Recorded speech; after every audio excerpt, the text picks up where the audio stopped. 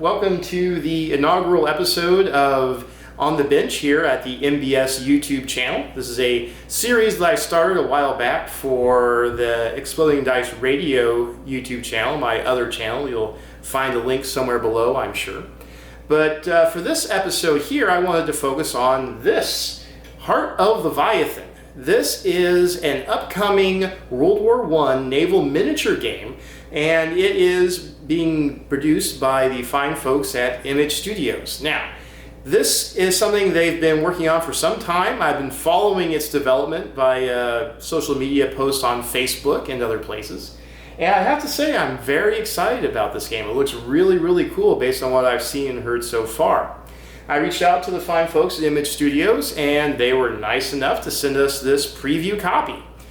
Now, before we dig into this too much further, I do want to emphasize this is a pre-production copy, right? So this means that there could very well be some changes in the design of the packaging, in the components themselves, maybe some of the rules or some of the lettering on the cards. You get the idea. This is not the final retail release product. That being said, it looks like they're pretty close to getting to that release product, so this should be somewhat representative of what's going to be coming down the line here, hopefully later this year. With that being said, let's go ahead and dig in. I'm so excited. Alright, so here we go with the core box set here. Let's go ahead and carefully remove the shrink wrapping here.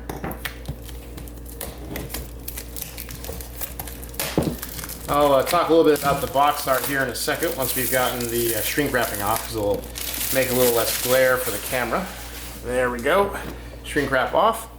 So as you can see, you've got some very nice artwork here on the front with some Royal Navy dreadnoughts from World War I steaming in formation. And you've got some light cruisers here in the background, a little bit of the flavor text, and what looks like an example map, which is interesting. It's sort of a parchment look to, as opposed to a more traditional water look. All right, so open up the box. Very interesting sort of half lid design. Set that aside. And we've got a rule book. All right, so let's take a look at the rule book here. First thing I notice, it's not very thick, only about 6 pages long, front and back, full color. I like the artwork here. It looks like it's got some good example diagrams, which I always like. So yeah, so far so good there. We'll go ahead and set that aside for now.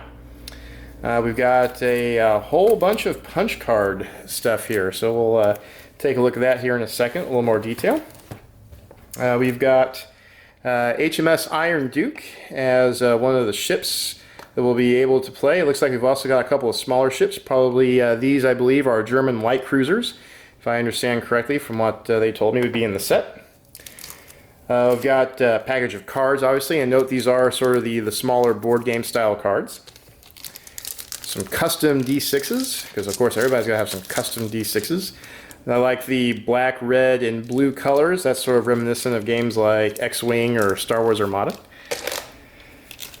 Another pack of cards. Looks like these are the damage card deck here, as you can see by the damage symbols on them. And then ship captain cards. Now this is one of the things that I've been following quite a bit on Facebook and that I really like. It seems like it's going to set off this game from a lot of other naval games out there, is that you can actually have historical captains for the ship. So you can see Captain Zersi Fritz Ludeck, the captain of the HMS Dresden, and from 1913 even. So this is, like I said, very unusual for a lot of historical games, even, is that you actually have the historical captains essentially as a character for your ship. And here's another one, Forgotten Captain Victor Kruger as another CO. Yeah, and so you've got several COs for the different ships, Emden, and then here we go, HMS Iron Duke. So you've got Captain Lawson, Captain Dreyer, Captain Chatfield, and Captain Leatham.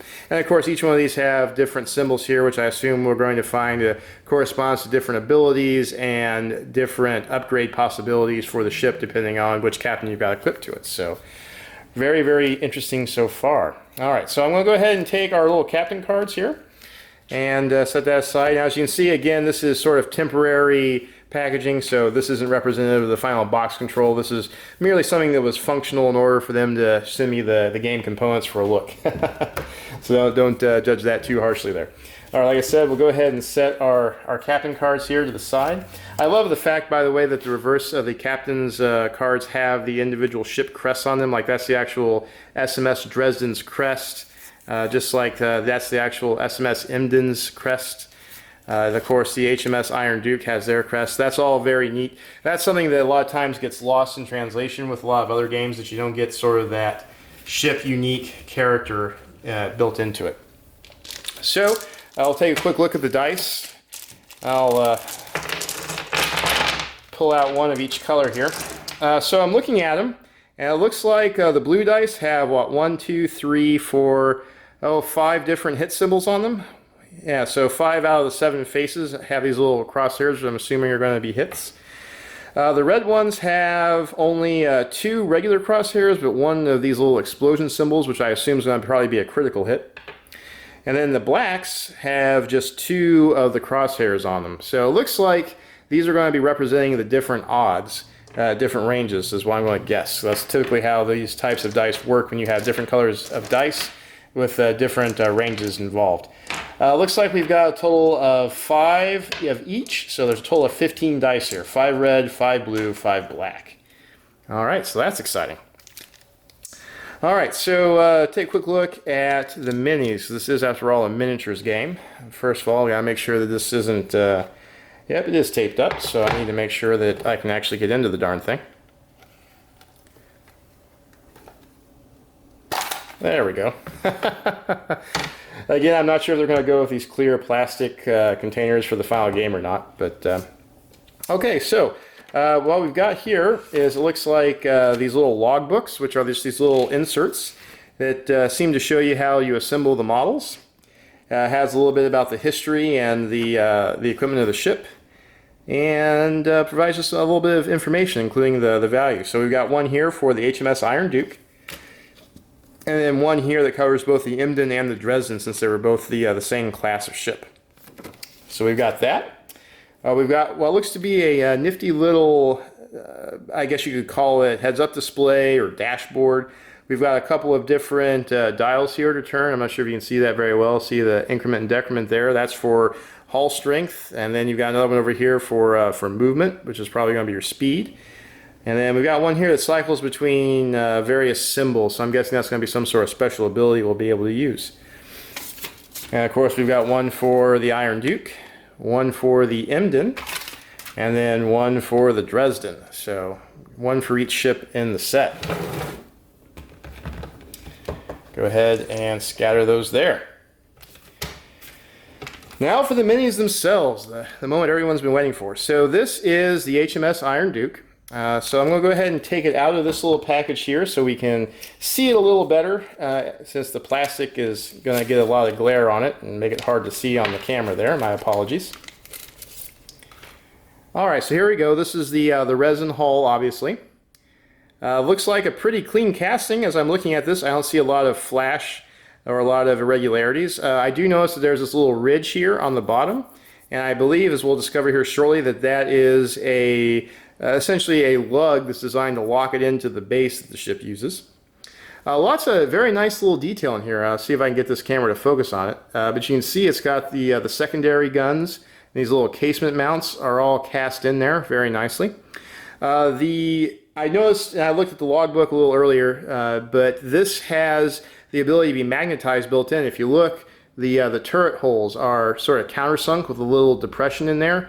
And the turrets themselves are also cast with a similar, I'll take it out of the package for you to be able to see the darn thing, but the turrets themselves are also cast with a similar circular depression in them to allow you to easily magnetize the turrets. And having messed with this in sort of a manual mode myself for a number of years with, say, Spartan Games' models, this is a welcome change. I'm excited about this. This is going to be hard to see. Let me see. If you look, you can see how there's a inner circular depression inside the main one, and that is for you to be able to slot a magnet into there easily.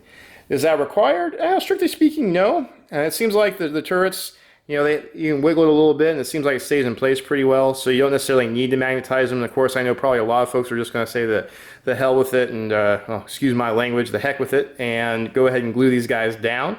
But honestly, I do plan on magnetizing mine because, let's face it, it's just cool to be able to play a game and sit there and rotate your guns towards your enemy and fire a full broadside. That's just always fun to do. So along with the turrets, there's some other cast metal detail parts. We've got smokestacks, the bridge structure, a few other details such as that. And you can see sort of the aft superstructure here, along with like I said, the smokestacks and the foremast. So these all again seem to be very cleanly cast, having dealt with plenty of other metal castings from lots of other manufacturers. These do seem to be, frankly, a notch above average anyway for a lot of the other ones I've seen. So hopefully that's a trend that continues. And then one other thing that's interesting that you don't see a lot in models of this scale or this type, i.e. gaming miniatures, is there's some etched metal detail bits here. And of course the packaging is being a little bit of a challenge here. Let me cut it open just a little more so I can get it out easier. So for those of you that have only really done some basic wargaming miniature work, these types of etched metal bits might be a little unfamiliar, but essentially this allows you to do some very, very fine detail work on a model with very fine cross sections. And so what you'll notice here, let me hold it this way so you can see what's on there a lot easier, is you've got some masts, you've got deck cranes, you've got some aerials and some fighting tops. And so if I show you that little deck log again, it has the instructions in it. What you'll see is you can glue those bits on around the rest of the superstructure of the ship to get a much more finely detailed model than you'd be able to get with just the white metal castings. Now, these are completely optional. Based on some pictures I've seen, the models look perfectly acceptable without these little fine details on them. But if you wanted to go that extra level, or extra mile, essentially, see if I can get that to focus, there we go. If you wanted to go the extra mile again and put these super extra fine details on there, you have that option. And I think it really will kick your models up a notch if you decide to go that route. The two light cruisers here, well, they're very much the same. Cast resin hull, metal detail bits, and then an etched metal detail sprue, for lack of a better term. You'll just notice that, you know, obviously as light cruisers, they're much, much smaller than the mighty HMS Iron Duke. Now, one more thing to talk about here with the miniatures is that proportionate-wise, these are not exactly to scale. The game's nominally 1/1200 scale, however, the length of the ships has been foreshortened by quite a bit. So in scale, the model would probably be about a third again or so as long. And so that gives sort of almost a super deformed aesthetic to the game. And honestly, I find that to be one of the things that's most intriguing about it. One of the things that you will find interesting is that these sort of super deformed dimensions makes the models seem basically to have almost anachronistic feel to it. And really, what it means is that they'll mix well with, say, the Dystopian Wars range from Spartan Games, now War Cradle, because again, with those miniatures, they also use a sort of foreshortened, deformed aesthetic for the line. So these should actually mix in quite well if you were looking for another source of models for that game, for example. All right, so now that we've talked about the models, let's go ahead and start exploring what we've got here in our punch card pack. Should be interesting to explore a little bit.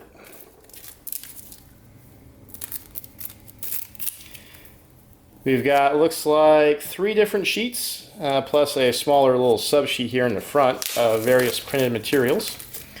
Let's go ahead and see if I can get all this plastic wrap off so we can take a look. Well wrapped for your protection. All right, there we go. So we have, to start off with here, it looks like some bases for our ships. So if you punch one of these out here, you'll notice that there's a little sub punch out in the middle. So you can take this out. See? Now this here becomes the base for the miniature to sit on. That little thing there in the bottom of the ship slides right into the base, just like that. So there you go. You'll notice that if you wanted to, you do not have to even use the miniatures at all. You've got a very nice little graphic of the ship on the card so you could just leave the ship off the base and you'd be just fine. But you know, the miniature obviously slots in there quite nicely, just like that. So there you go. Looks like we've got similar bases for the two light cruisers here and here. And of course we've got an alternative flagship model for the Iron Duke. Looks like we've got a minefield here, so looks like a little bit of punch area terrain. We've got what looks like to be a movement gauge. This one's labeled for light cruisers, so obviously that's for the smaller ships. If we switch over here to this one, you'll see we've now got a series of turning gauges. So we've got ones for various speeds. We've got a full speed turn, and we've got a standard and a half and a slow speed turn. And this is interesting because this shows accurately, as a matter of fact, the fact that a ship that moves slower can actually turn more sharply because you don't travel as far downrange as you do before you start to turn. So you can see you've got your various turns there. The slower you go, the tighter you can turn. So we've got, like I said, 4 different speeds, and then of course we have the straight ahead turning gauge here. So there you go. We have a range ruler, so that's always important. So you've got, looks like battle range for direct fire, effective range, direct fire, and then indirect fire, extreme range. So that's a chance to get some plunging fire going. So here we've got a few more of these little minefields to use as scatter terrain.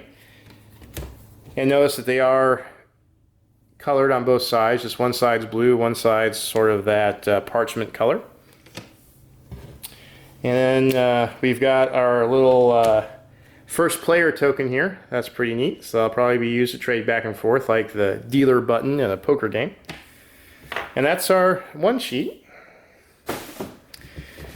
So here, this sheet right here looks to be more or less all various punch terrain. We've got a shoal, very cunningly labeled shoal. Should help people from getting confused, I would think. And then some various other mines. Now, obviously I haven't read the rules yet. One thing I noticed that's interesting about these mine tokens is I have this little nub here that looks like it's designed to slot in just perfectly with these little nubs on the ships. So I wonder if that means that this is a way to show that a ship is laying this particular mine. I don't know. We also have these little 2-piece 3-dimensional splash markers. At least that's what I assume they are. They look like little splashes or maybe puffs of smoke. They fit together right like that, and they are probably designed to show that ships have been fired at. Again, I'm guessing. I haven't actually read the rules yet. And then sort of circling back around to our first sheet, it looks like we've got a few things like various tokens for, again, the individual ship symbols. And then we've got these little torpedo markers. So these look to be quite small, so I don't want to punch out too many of them to lose them. But you see, there you go, little torpedo marker. And yeah, that's pretty much it for all the punch. Alright, so now we've got various equipment upgrade cards. Alright, so now we've got various equipment upgrade cards that can be attached to ships to improve their capabilities. So we've got things like adding torpedoes to ships, repairing damage. We've got, let's see here, more torpedoes, double hull, to presumably add some more toughness to your ship, designating targets. So yeah, some of these are quite interesting, and they all so far seem to be very historically grounded, where they make sense with some of the capabilities these ships could do historically. So there you go, bunches of equipment upgrade cards. And then damage, or I should specify critical damage. So let's see here. We've got things like destroying upgrades, command stations being hit, so causing you to discard your commanders, powder magazine explosion, the ship is automatically sunk. Seems to be something wrong with our bloody ships today. So yeah, there you go. Bunches of critical hit cards. So there we go. Now that is the contents of the core box. So I'm going to take a step back here and let you sort of marvel in all of its majesty. That's quite a bit of stuff for the starter box. Now, one of the things that I note is that there's no map. I assume that there's probably plans to introduce some sort of basic paper player mat for the final version of the game. Not in my pre-production box, and honestly that's not a huge problem. I definitely think they'll probably want to do something like that though, because that would make sense. Okay, now we also have, as you can see, some various expansions here. So let's go ahead and take a look at what's inside one of these. Probably not going to be too many surprises in here. So obviously the logbook provides us with a set of instructions for how to put the ship model together. And then, like I said, you've got some additional fine detail parts here that's showing you, the various etching pieces and where they go on the ship to sort of enhance its appearance that much more if you wanted to. Of course, we've got another one of our little heads-up displays or dashboards for the ship here. And then we've got the captain cards and a couple of additional upgrade refit cards. The bases and other additional little details needed for the ship. Oop, that one came out on its own. And then, of course, finally, the ship miniature itself. So again, pretty similar to the Iron Duke we looked at earlier. It's got all of your metal detail bits, the resin hull, and then that etched metal detail piece in there to help you sort of enhance the look if you'd like. So all in all, that's a fair decent amount of stuff. It definitely looks like both of these expansions, as well as the Bimbo, HMS Bimbo that I just opened, are going to provide everything you need to add that particular ship to the game. All right, everybody, there you have it. The unboxing of Heart of Leviathan. Now, as I said before we started, I was super excited about this game, and after having gotten a chance to go through all the various bits and bobs for this version of it, I gotta say, I am still very excited.